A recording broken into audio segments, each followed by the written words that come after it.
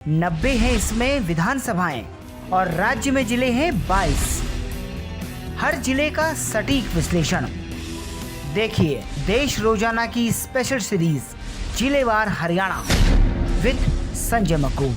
तो 2024 के चुनाव का बिगुल बजने वाला है बहुत जल्दी, सीमाओं का लेकर के और राजनीतिक रूप से। और जब जिले का विस्तार हुआ तो इसके 2 जिले बने और फरीदाबाद से जो दूसरा हिस्सा कटकर बना उसका नाम हुआ पलवल। अगर 2014 की बात करें तो जो मोदी लहर चली थी पूरे देश के अंदर, फरीदाबाद भी अछूता नहीं रहा और बहुत बड़े मेजोरिटी के साथ में, बहुत बड़े अंतर के साथ में कृष्णपाल गुर्जर चुनाव जीते 2014 में।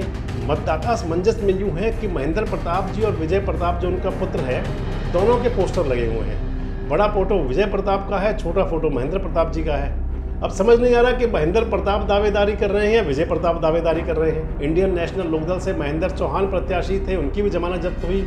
लेकिन फरीदाबाद संसदीय क्षेत्र यानी कि जिसमें फरीदाबाद और पलवल जिले दोनों आते हैं, दोनों में से 9 में से 7 विधायक बीजेपी के बने। दोस्तों नमस्कार, मेरा नाम संजय मक्कू है और मौजूद है देश रोजाना के डिजिटल मीडिया प्लेटफॉर्म पर। आपके साथ चर्चा में हूँ अपने एक विशेष कार्यक्रम जिलेवार राजनीतिक समीक्षा के तहत। यानी कि मैंने आपको पिछले दिनों बताया कि हरियाणा के जो 22 जिले हैं, इन जिलों का राजनीतिक माहौल क्या है, 2014 में क्या था, 2019 में क्या था और अब 2024 में क्या हो सकता है। मैंने आपसे अभी तक चर्चा की अम्बाला की, भिवानी की, चरखी दादरी और फतेहाबाद जिलों की। आज आपसे बात करूंगा फरीदाबाद जिले को लेकर। फरीदाबाद जिला यानी कि हिंदुस्तान के औद्योगिक मानचित्र पर अपना एक विशेष स्थान रखने वाला फरीदाबाद, शेरशाह सूरी मार्ग, नेशनल हाईवे 19 का एक प्रमुख जिला, प्रमुख लोकसभा क्षेत्र, प्रमुख शहर फरीदाबाद। अपने आप में पंडित जवाहरलाल नेहरू सहित देश की तमाम राजनीतिक हस्तियों के साथ में और तमाम सामाजिक किरदारों के साथ जोड़ने वाला फरीदाबाद लोकसभा क्षेत्र या फरीदाबाद जिला। फरीदाबाद की बात अगर करें तो पहले लोकसभा क्षेत्र की बात कर लें। फरीदाबाद लोकसभा क्षेत्र के अंदर इस समय 2 जिले आते हैं, फरीदाबाद और पलवल। दोनों जिले कभी एक हुआ करते थे, कभी फरीदाबाद जिले का ही हिस्सा हुआ करता था पलवल।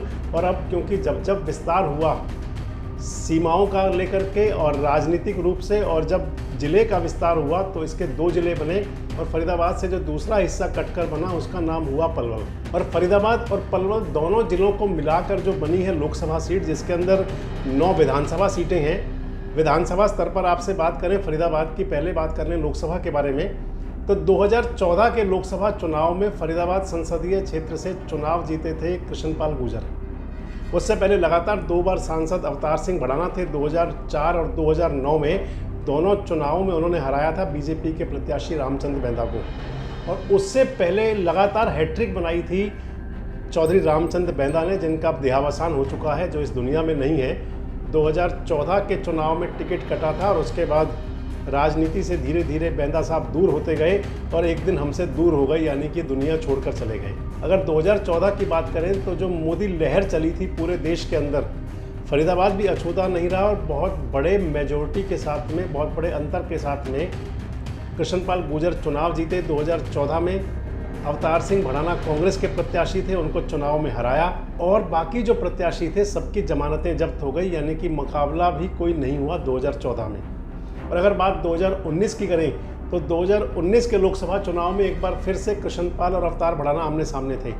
हालांकि अवतार सिंह भड़ाना विधायक थे उत्तर प्रदेश के, लेकिन अपनी विधायकी छोड़ करके वो आए इलेक्शन लड़ने फरीदाबाद से लोकसभा का। कांग्रेस पार्टी के प्रत्याशी हुए, एट ए टाइम टिकट मिला था। और बहुत कम ऐसा हुआ करता है कि जब टिकटें कटती हैं ना, कटती तो बहुत हैं लेकिन बहुत कम चांस होते हैं। पहले टिकट कांग्रेस ने ललित नागर को दिया था फरीदाबाद लोकसभा में। ललित नागर का टिकट काट करके दिया गया अवतार सिंह भड़ाना को 2019 में।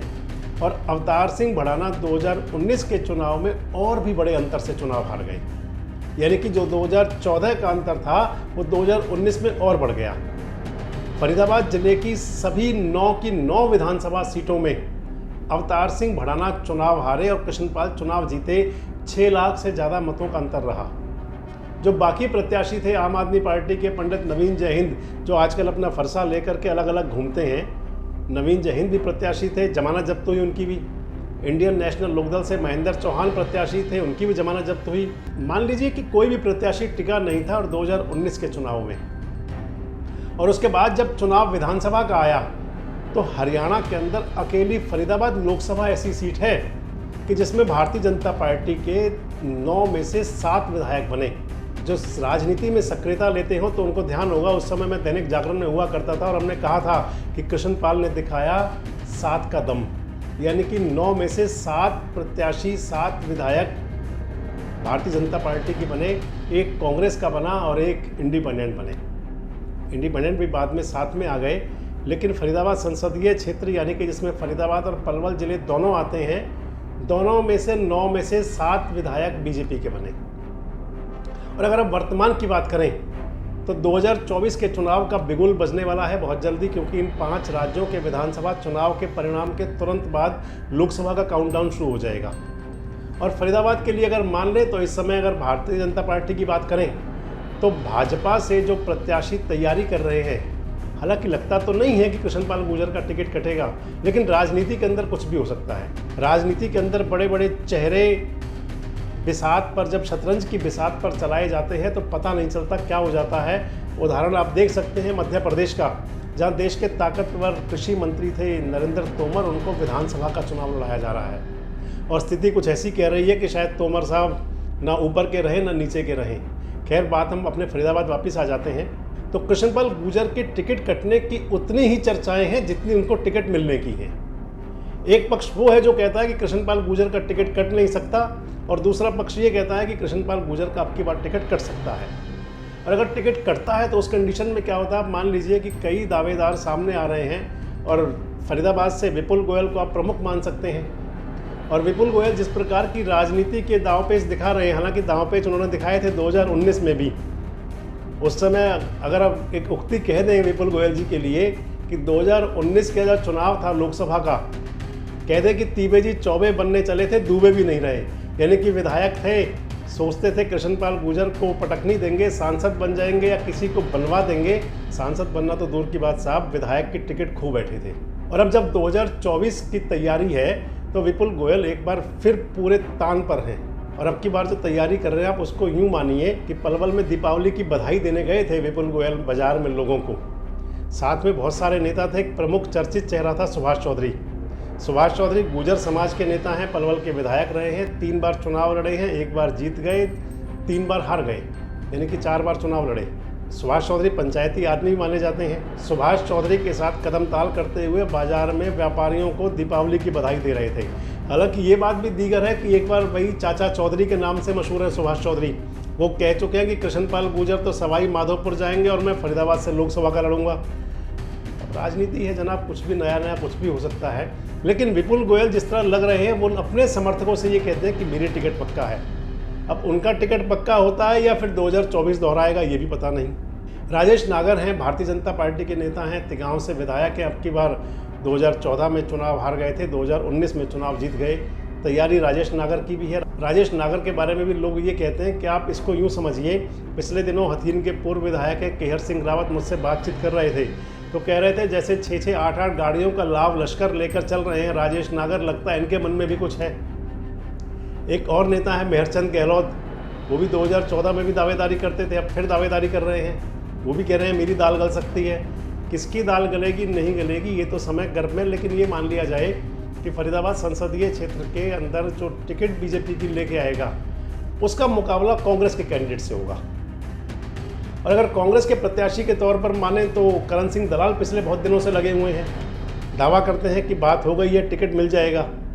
और अब इनके बीच में कूद पड़े हैं महेंद्र प्रताप, जो पूर्व के मंत्री रहे हैं, 5 बार विधायक रहे हैं, कद्दावर नेता है महेंद्र प्रताप भी। लेकिन मतदाता असमंजस में यूँ है कि महेंद्र प्रताप जी और विजय प्रताप जो उनका पुत्र है, दोनों के पोस्टर लगे हुए हैं। बड़ा फोटो विजय प्रताप का है, छोटा फोटो महेंद्र प्रताप जी का है। अब समझ नहीं आ रहा कि महेंद्र प्रताप दावेदारी कर रहे हैं या विजय प्रताप दावेदारी कर रहे हैं। अगर बात महेंद्र प्रताप जी की कहें तो महेंद्र प्रताप जी पिछले दिनों उन्होंने कहा था कि मैंने राजनीति विजय प्रताप के हवाले कर दी है। लेकिन अगर लोकसभा के लिए माने तो कद्दावर नेता तो जरूरी है। जो कद महेंद्र प्रताप जी का है वो शायद विजय प्रताप का नहीं बन सकता अभी। हालांकि अब जब चुनाव शुरू होगा तो बात आएगी, विजय प्रताप विधानसभा का चुनाव हार चुके हैं पिछला, बताएंगे आपको जब फरीदाबाद की चर्चा पे वापसी आ रहा हूँ आपके साथ में। और अब की बार जो उनके बोर्ड दिख रहे हैं पूरे जीटी रोड पर देख सकते हैं, पलवल ज़िले में भी हैं, फरीदाबाद ज़िले में भी हैं।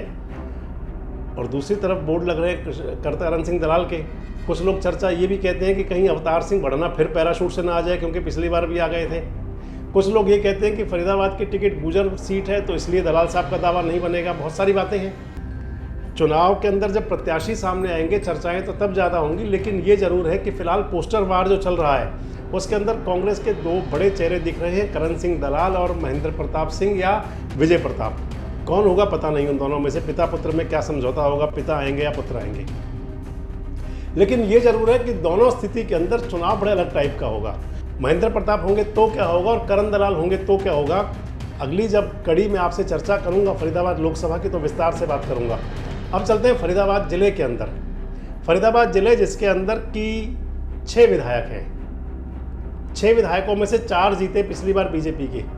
फरीदाबाद की जो 6 सीटें हैं उनमें शुरू होती है प्रथला से। प्रथला से चुनाव जीते नैनपाल रावत, इंडिपेंडेंट प्रत्याशी थे, बीजेपी प्रत्याशी चौथे नंबर पर आ गए। उसके बाद में अगला शहर आता है, अगली जो विधानसभा सीट है वो बल्लभगढ़ है। बल्लभगढ़ से पंडित मूलचंद शर्मा चुनाव जीते, दूसरी बार लगातार विधायक बने, ट्रांसपोर्ट मिनिस्टर हैं आजकल। तीसरी सीट आ जाती है, आगे चलते हैं तो एनआईटी से नीरज शर्मा विधायक है कांग्रेस के। पिछली बार 2014 में नगेंद्र भड़ाना विधायक थे, 2019 में नीरज शर्मा विधायक बन गए। दोनों बार मोदी मनोहर लहर में एनआईटी के अंदर कमल खिला नहीं। चौथी सीट आती है बड़खल की। बड़खल से लगातार दूसरी बार विधायक है सीमा त्रिखा।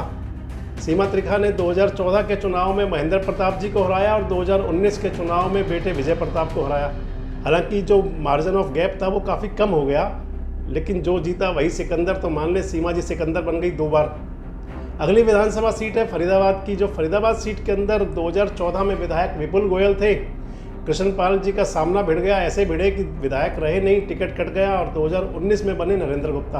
और अगर तिगांव विधानसभा की बात करें तो 2014 में विधायक थे ललित नागर, जिनको 2019 का लोकसभा का टिकट मिला और टिकट छिन गया, और 2019 में विधायक बन गए राजेश नागर भारतीय जनता पार्टी के। ये 6 विधानसभा की सीटें हैं फरीदाबाद जिले के अंदर। अगर क्रमवार चर्चा करें, वापस प्रथला पे आते हैं, तो 2019 के चुनाव में 2014 की बात करें तो टेकचंद शर्मा बीएसपी से विधायक थे, पूरे 5 साल तक बीजेपी को समर्थन दिया, बीएसपी के टिकट भी खो बैठे, टिकट आगे उनको बीजेपी ने भी नहीं दिया, मन मारकर अपने घर बैठे, त्यागी का उनको पदवी मिल गई कि टेकचंद शर्मा जी ने त्याग कर दिया। और अब 2024 में टेकचंद शर्मा फिर तैयारी कर रहे हैं। 2019 के चुनाव में नैनपाल रावत को बीजेपी ने टिकट दिया नहीं, तो एक पोस्ट लिखी अपने साथ में उन्होंने, आपका जनसेवक या प्रथला जनसेवक लिखते थे, और विधानसभा चुनाव मैदान में कूद गए। चुनाव तो जीत गए, लेकिन अब की बार की जो हवा कुछ ऐसा बताती है कि जैसे नैनपाल रावत जी से खासकर प्रथला की जनता नाराज बहुत है। विधायक जी तो अपनी बात खुद बताएंगे कि उनके साथ उन्होंने क्या किया क्या नहीं किया, लेकिन अगर धरातल पर देखें तो लोग ये कहते हैं कि नैनपाल रावत ने जितनी जल्दी अपनी विश्वसनीयता कम की, अब चुनावी साल है, इस चुनावी साल के अंदर वो कितनी उसको बढ़ा पाते हैं, क्या उनको बीजेपी टिकट देगी, क्या वो फिर आज़ाद लड़ेंगे, बहुत सारी बातें हैं। लड़ेंगे या नहीं लड़ेंगे ये भी ज़रूरी है। अगर बहुजन समाज पार्टी की बात करें तो टेकचंद शर्मा का पिछले दिनों चला कि वो बीएसपी ज्वाइन कर रहे हैं, हमने भी आपको एक वीडियो में बताया था, लेकिन टेकचंद शर्मा की बीएसपी अभी ज्वाइन हुई नहीं। 2019 के चुनाव में बीएसपी के प्रत्याशी थे सुरेंद्र वशिष्ठ। अब सुरेंद्र वशिष्ठ के लिए एक बार जो भाजपा के प्रभारी फिर कह गए हैं कि 2024 में भी सुरेंद्र वशिष्ठ होंगे, तो सुरेंद्र वशिष्ठ भैया प्रत्याशी तो हो जाएंगे, लेकिन वोट कहाँ से लाएंगे, बड़ी बात ये होती है। टिकट लेना अलग बात है और फिर जनता के बीच में उतर करके वोट लेना दूसरी बात होती है। देखते हैं क्या होता है, क्योंकि पार्टियों के अंदर प्रत्याशी तो एट ए टाइम बदल जाते हैं। पिछले विधानसभा चुनाव में भी अगर 2014 में देखें तो पलवल से सुशील काले को टिकट दिया था बीएसपी ने, और एंड टाइम पर टिकट काट कर दे दिया था पूर्व मंत्री सुभाष कत्याल को। तो अब सुरेंद्र वशिष्ठ को जो टिकट की घोषणा अभी से हो गई, वो कितना संभाल पाएंगे और उस टिकट को लेकर के क्या मतदाताओं के बीच जा पाएंगे, ये भी देखना होगा। प्रथला के अंदर रघुवीर सिंह तेवतिया का कद भी कम कहीं नहीं है। रघुवीर सिंह तेवतिया के लिए आप ये माने कि भूपेंद्र सिंह हुड्डा की एक सभा थी, उसके अंदर कांग्रेस के प्रदेश अध्यक्ष उदय भान जी ने एक तरह से प्रत्याशी डिक्लेयर कर दिया था रघुवीर सिंह तेवतिया को कांग्रेस प्रत्याशी के तौर पर। लेकिन रघुवीर सिंह तेवतिया लगातार 2 चुनाव हारे हैं। 2009 में प्रथला विधानसभा बनी थी, 2009 में रघुवीर सिंह तेवतिया विधायक बने थे पहली बार, 2014 और 19 2 चुनाव हार गए। और कांग्रेस की जो पॉलिसी है उसके अंदर कहते हैं कि 2 चुनाव हारने के बाद टिकट मिलना मुश्किल होता है, तो उस स्थिति में रघुवीर सिंह होते हैं, कुछ और होता है। विधानसभा वार जब चर्चा करेंगे तो आपसे इन सब बातों पर चर्चा में आएंगे। लेकिन ये जरूर है कि पृथला विधानसभा के बारे में लोग ये कहते हैं कि नैनपाल रावत जी की विश्वसनीयता कुछ कम हुई है, जरूर है। परिणाम जब आएगा तो पता चलेगा कितनी कम हुई, कितनी बड़ी। हालांकि जनसेवक तो आज भी लिखते ही हैं। तो ये बात हुई पृथला की। अगले विधानसभा क्षेत्र में चलते हैं बल्लभगढ़। बल्लभगढ़ से पंडित मूलचंद शर्मा 2 बार विधायक बने। बल्लभगढ़ की राजनीति को जानने वाले लोग ये कहते हैं कि क्योंकि मूलचंद शर्मा के सामने शारदा राठौर नहीं थी। 2014 के चुनाव में भी शारदा राठौर नहीं थी और 2019 के चुनाव में भी शारदा राठौर नहीं थी। 2019 के चुनाव में तो आप मान लीजिए कि शारदा राठौर ने कांग्रेस छोड़ करके और बीजेपी ज्वाइन कर ली। अब हालांकि वो वापस कांग्रेस में जा चुकी हैं। कितनी असरदार रहती है, उनको टिकट मिलता है या नहीं मिलता। भारतीय जनता पार्टी के भी अंदर भी नए नवेले कुछ लोग सामने आ रहे हैं, टिकट की दौड़ में आ रहे हैं कि वो भी टिकट मांगते हैं। एक पिछले चुनाव के अंदर बड़ा फैक्टर था जेजेपी के प्रत्याशी दीपक चौधरी, पार्षद हैं नगर निगम के। वो कितने प्रभावी रहते हैं, हालांकि ताल अब भी ठोक रहे हैं वो। और बहुत फ़ायदा मिला था पंडित जी को पिछले चुनाव में शारदा राठौर के साथ होने का और दीपक चौधरी के चुनाव लड़ने का। हालांकि मूलचंद शर्मा जी के बारे में विधानसभा क्षेत्र के अंदर दबी जुबान में लोग ये कहना शुरू हैं कि वो वाली बात नहीं है पहले वाली। और आगे बढ़ूँ, आपको एक नई बात और चल रही है पूरे फरीदाबाद जिले के अंदर। जब विधानसभा वार आएंगे तो आपसे फिर उस बारे में बात करेंगे। एक नई बात ये चल रही है कि बल्लभगढ़ में टिकट बदल सकता है मूलचंद शर्मा का, और मूलचंद शर्मा को भारतीय जनता पार्टी भेज सकती है पृथला विधानसभा में, और बल्लभगढ़ में लाया जा सकता है विपुल गोयल को। और फरीदाबाद विधानसभा जहां से नरेंद्र गुप्ता अब विधायक हैं, 2014 में विपुल गोयल विधायक थे। चर्चा कुछ इस प्रकार की है कि अजय गौड़ आजकल लिख रहे हैं जनसेवक, तो अजय गौड़ को जनसेवा का मौका दे सकती है शायद भारतीय जनता पार्टी फरीदाबाद से। फरीदाबाद आऊँगा तो आपसे बात करूँगा अभी। लेकिन बल्लभगढ़ के अंदर जो मैंने आपको बताया कि बल्लभगढ़ विधानसभा क्षेत्र के लोग कुछ ऐसा कहते हैं कि पंडित जी की पिछले वाली बात तो है नहीं। आगे चलते हैं तो सीट आती है एनआईटी की। एनआईटी के अंदर नीरज शर्मा कांग्रेस के विधायक है। मान लीजिए एक बार फिर उनको टिकट मिल जाएगा कांग्रेस का। नीरज शर्मा विपक्ष में होते हुए जिस प्रकार से सक्रियता से मुद्दे उठाते हैं, उसको लेकर के उनकी इमेज कुछ ठीक तो है। लेकिन एनआईटी के अंदर भारतीय जनता पार्टी क्या रणनीति अपनाएगी, कौन सा नया प्रत्याशी आ सकता है बीजेपी के अंदर। और एनआईटी की सीट एक ऐसी सीट है कि जहां पर मिला जुला वोटर है, मुस्लिम मतदाता भी है, पूर्वांचल का मतदाता भी है, पंजाबी मतदाता भी है, तमाम तरह के मतदाता मिलाकर राजपूत मतदाता भी है। नीरा तोमर वहां पर बीजेपी की नेत्री हुआ करती थी, 2014 में टिकट की ट्राई में भी थी। एक बार फिर नीरा तोमर भी सक्रिय दिखती है, उनके बोर्ड कई जगह मैंने लगे हुए देखे। हालांकि थे तो वो महाराणा प्रताप जयंती को लेकर के, लेकिन नीरा तोमर भारतीय जनता पार्टी की ग्रास रूट वर्कर हैं। क्या वो होंगी या कोई और प्रत्याशी आता है, कौन आता है, इस पर भी काफ़ी हद तक दारोमदार रहेगा। क्या बीजेपी नगेंद्र भड़ाना पर विश्वास करेगी, ये बहुत सारी बातें रहेंगी। इसके बाद अगर चलते हैं तो अगला विधानसभा क्षेत्र आता है बड़खल। बड़खल के बारे में भी यही चर्चाएं हैं।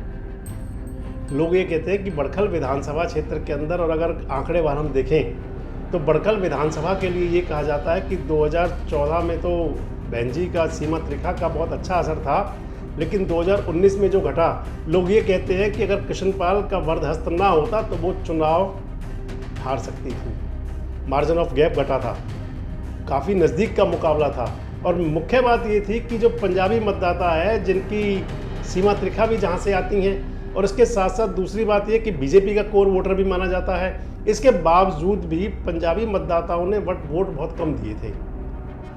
और कृष्णपाल गुर्जर खुद कई बार कहते भी रहे हैं कि अगर आखिरी टाइम पे चुनाव ना संभाला जाता तो, खैर राजनीति में होता तो यही है ना, मैंने पहले ही कहा था कि जो जीता वही सिकंदर। लेकिन 2024 दीदी के लिए मुश्किल लग रहा है, सीमा जी के लिए लगता है कि 2024 आसान नहीं है। कुछ चर्चाएं ऐसी भी है कि टिकट भी कट सकता है इस समय। अगर मान लीजिए तो भारतीय जनता पार्टी के अंदर कई लोग ट्राई कर रहे हैं। बड़खल के लिए कई बार धनेश गौड़ का नाम आता है, कई बार बड़खल के लिए राजीव जेतली का नाम आता है, मीडिया प्रभारी हैं मुख्यमंत्री जी के। कई बार बड़खल सीट के लिए एक और नए नवेले नेता हैं, उनका नाम भी चलता है। तो बड़खल के अंदर भी भारतीय जनता पार्टी में कई प्रत्याशी सामने आ रहे हैं। और मुख्य बात ये रहेगी कि अगर कृष्णपाल गुर्जर को ही सांसद का टिकट मिलता है और कृष्णपाल गुर्जर ही सांसद बनते हैं तो उनका कितना रुझान रहेगा सीमा जी की तरफ, ये बात भी आएगी। क्योंकि भाजपा के अंदर खाने की खबरें कई बार निकलती रही हैं कि नेताजी साध्वी से, दीदी से, जो सीमा बहन जी हैं, उनसे कुछ खफा भी थे बीच में। अब वो किस तरह उनको मनाती हैं, कैसे वो मानते हैं, ये भी बात की बातें हैं। लेकिन सीमा त्रिखा जी के लिए बड़खल में खतरे की घंटी जरूर है। अगला विधानसभा क्षेत्र आता है फरीदाबाद का। तो फरीदाबाद विधानसभा क्षेत्र के लिए मैंने आपको पहले भी बताया कि हालांकि नरेंद्र गुप्ता बहुत सभ्य, सुशील और शांत प्रवृत्ति के नेता हैं। 2019 के चुनाव से पहले वो खुद विपुल गोयल जी के साथ हुआ करते थे। विपुल गोयल जब भी कहीं जाते थे तो उनके साथ दो प्रमुख चेहरा दिखा करते थे, एक राजेश नागर और एक नरेंद्र गुप्ता। विपुल गोयल का टिकट कटा, कृष्णपाल गुर्जर जी अड़े, मुख्यमंत्री जी ने स्वीकृति नहीं दी, जो भी हुआ, जैसे भी हालात रहे, विपुल गोयल का टिकट कटा और टिकट मिला नरेंद्र गुप्ता जी को। और नरेंद्र गुप्ता एक बड़े अंतर से चुनाव जीते। 4 साल से लगातार विधायक हैं, सक्रिय भी पूरी तरह रहते हैं। लेकिन भाजपा के सूत्रों के अंदर ये बात चल रही है कि अब की बार टिकट गुप्ता जी का भी खतरे में है। लोग ये कह रहे हैं कि भारतीय जनता पार्टी नया प्रयोग कर सकती है। मैंने आपको पहले भी बताया कि आजकल अजय गौड़ जी के बोर्ड आपको दिखते होंगे फरीदाबाद जनसेवक के नाम के लगे हुए। मुख्यमंत्री मनोहर लाल के भी बहुत नज़दीक है, उनके राजनीतिक सचिव भी रहे हैं, और इसके साथ साथ नेताजी के भी बहुत नज़दीक है, कृष्णपाल गुर्जर के भी। और अजय गौड़ जी के बारे में बड़ी एक चर्चा थी। एक चर्चा ये भी है कि उनको पार्टी संगठन में बड़ा पद मिल सकता है। अगली वीडियो में आपको बताऊंगा उसके बारे में भी, क्या ऐसा भी हो सकता है। और फिर कांग्रेस से प्रत्याशी पिछली बार लखन सिंगला थे, क्या लखन सिंगला ही रहते हैं या फिर वहाँ कांग्रेस किसी नए नेता को लेकर के आती है? क्योंकि आनंद कौशिक तो अब सक्रिय कम हो गए, लेकिन बलजीत कौशिक जो उनके भाई है, कहीं ना कहीं सक्रियता वो दिखाया करते हैं अपनी। इसके बावजूद भी फरीदाबाद के अंदर आप ये मान लीजिए कि सीधी टक्कर बीजेपी और कांग्रेस की होगी। और चर्चाएं कुछ ऐसी हैं कि दोनों पार्टियों के चेहरे बदल सकते हैं। कैसे बदलेंगे जब चुनाव नज़दीक आएगा तो बताएंगे, और फरीदाबाद विधानसभा की चर्चा जिस दिन आपसे करूंगा तो बताऊंगा कि दोनों चेहरे बदलने के पीछे कारण क्या है। और अगर आप बात करते हैं तिगांव की, तो तिगांव विधानसभा क्षेत्र एक ऐसा क्षेत्र है जहाँ से कृष्णपाल गुर्जर चाहते थे 2019 में भी और 2014 में भी कि उनके बेटे को टिकट मिले। डिप्टी मेयर हैं आजकल देवेंद्र चौधरी, बहुत सक्रिय रहते हैं राजनीति के अंदर भी, पिता का विरासत भी संभालते हैं और अपना बिजनेस भी संभालते हैं। सौम्य भी हैं, मधुर भी हैं, मृदुल भी हैं, और बताते हैं कि पिताजी से जिद भी कर चुके हैं कि मेरे लिए टिकट का इंतज़ाम ज़रूर होना चाहिए। लेकिन क्योंकि बीजेपी के अंदर कहते हैं कि, मैं तो यही कहूँगा कहते हैं, क्योंकि कई जगह वो आंकड़े बदल जाते हैं, कई जगह नज़रिया बदल जाता है। वो कहते तो ये है ना कि एक परिवार एक पद, यानी कि परिवारवाद की राजनीति नहीं है। लेकिन ऐसे कई आपको मिल जाएंगे, हरियाणा में ही मिल जाएंगे, जहाँ पर आपको कि एक ही परिवार में 2 टिकट दिए गए। चौधरी वीरेंद्र सिंह को देख सकते हैं कि प्रेमलता जी को भी टिकट मिला और ब्रिजेंद्र को भी टिकट मिला। लेकिन फरीदाबाद में नेताजी को अपने बेटे के लिए टिकट नहीं मिला, ना 2014 में ना 2019 में। राजेश नागर 2014 में चुनाव हार गए, 2019 में चुनाव जीत गए। राजेश नागर भी बहुत गंभीर व्यक्ति हैं, सुलझे हुए व्यक्ति हैं, शांत व्यक्ति हैं, उनके किरदार पर कोई दाग है नहीं, और मानते हैं कि राजेश नागर आज भी तिगांव विधानसभा क्षेत्र के अंदर सबसे ज़्यादा प्रभावशाली व्यक्तित्व है। कृष्णपाल गुर्जर भी चाहेंगे, यानी कि नेताजी भी चाहेंगे कि उनके बेटे के भी कोई बात बन जाए। और देवेंद्र जो उनके पुत्र हैं, देवेंद्र चौधरी भी बहुत टाइम से तैयारी कर रहे हैं कि किस तरह उनका भी जुगाड़ लग जाए। इधर अगर कांग्रेस में चले तो ललित नागर किसी समय बहुत नज़दीक हुआ करते थे गांधी परिवार के, लेकिन पिछले दिनों से राजनीतिक हवाएं कुछ ऐसा संकेत दे रही हैं जैसे गांधी परिवार के साथ उनके रिश्ते ठीक नहीं हैं। वो जो नज़दीकियां थी वो नज़दीकियां उतनी रही नहीं, कुछ ऐसे संकेत मिलते हैं। तो ऐसे हालात में, क्योंकि मैंने आपको पहले बताया था कि बड़ी चर्चाएं हैं कि कृष्णपाल गुर्जर का टिकट कट भी सकता है और मिल भी सकता है, दोनों पक्ष के लोग बहुत सारे हैं। और मैंने आपको पहले बताया था कि अगर मेरी नज़र में पूछा जाए तो मुझे लगता है कि कृष्णपाल गुर्जर का टिकट कटना बहुत मुश्किल बात है। लेकिन अगर कहीं कृष्णपाल गुर्जर जी का टिकट कटता है और अगर कहीं ऐसा होता है कि उनको फरीदाबाद से शिफ्ट करके कहीं और भेजा जाए, तो उस स्थिति में मान लिया जाए कि फिर नेताजी के बेटे का टिकट बन सकता है। अगर ऐसी स्थिति बनती है तो फिर मान लीजिए कि चेहरा नया होगा वहाँ भी। और अगर बात कर लें हम कांग्रेस की, तो मैंने आपको बताया कि ललित नागर का जुगाड़ कांग्रेस में कुछ हल्का जरूर पड़ा है, कितना बड़ा है ये तो समय बताएगा। लेकिन जो राजनीतिक हवाएं बताती हैं वो संदेश ये देती हैं कि कुछ गड़बड़ जरूर हुई है। तो जैसा मैंने आपको बताया, अगर वही सब होता है तो फिर मान लीजिए कि तिगांव में चेहरे बदल सकते हैं, फरीदाबाद में चेहरे बदल सकते हैं, NIT में चेहरे बदल सकते हैं, बड़खल में चेहरे बदल सकते हैं, पृथला में चेहरे बदल सकते हैं और बल्लभगढ़ में चेहरे बदल सकते हैं। यानी कि 6 की 6 विधानसभा सीटें ऐसी हैं कि जहां दोनों प्रमुख पार्टियों के चेहरे बदल सकते हैं।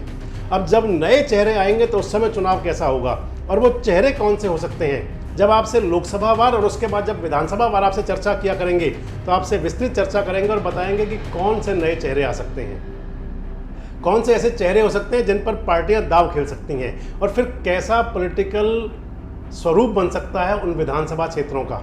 तो आज हमने आपसे बात की फरीदाबाद जिले की। कल आपसे बात करेंगे अगले जिले के बारे में जो अल्फ़ाबेट में आएगा, यानी कि गुरुग्राम की। तो आज के लिए इतना ही। जुड़े रहिए हमारे साथ, देखते रहिए देश रोजाना।